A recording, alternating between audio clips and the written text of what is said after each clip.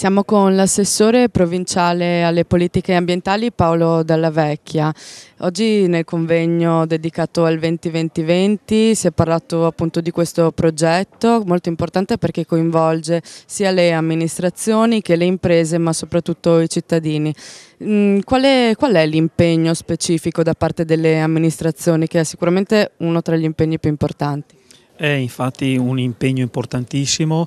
Abbiamo un obiettivo che è un obiettivo di legge, quello di conseguire l'efficientamento energetico di almeno il 20% per il 2020, oltre alla promozione delle energie rinnovabili di almeno il 20% sempre per il 2020, e anche tutta quella che è la partita riguardante la diminuzione della CO2 in atmosfera sempre di almeno il 20%. La provincia oggi ha fatto questa giornata di studio con le amministrazioni comunali, con i comuni che hanno aderito a questo progetto europeo, insieme a Confartigianato, alla filiera dei costruttori, dei produttori e agli ordini professionali, una giornata dedicata alla edilizia innovativa.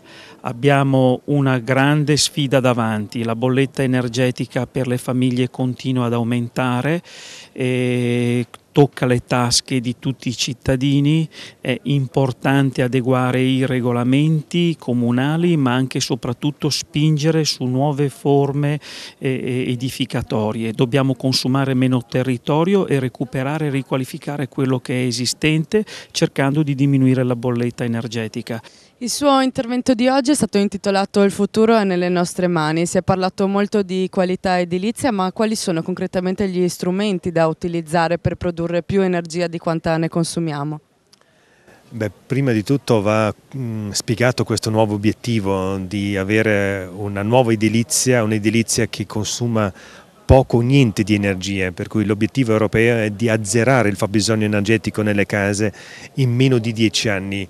E questo nasce, questa strategia, dalle considerazioni o per dare una risposta all'attuale sfida. Sappiamo che il costo energetico sta salendo, sappiamo che abbiamo una grave dipendenza energetica nel nostro paese e sappiamo che queste case che oggi consumano gas naturale o anche gasolio inquinano non solo sul territorio, ma anche contribuiscono con dei gas climalteranti. Il nostro contributo oggi era cercare di fare da squadra a affrontare questi problemi in modo veloce.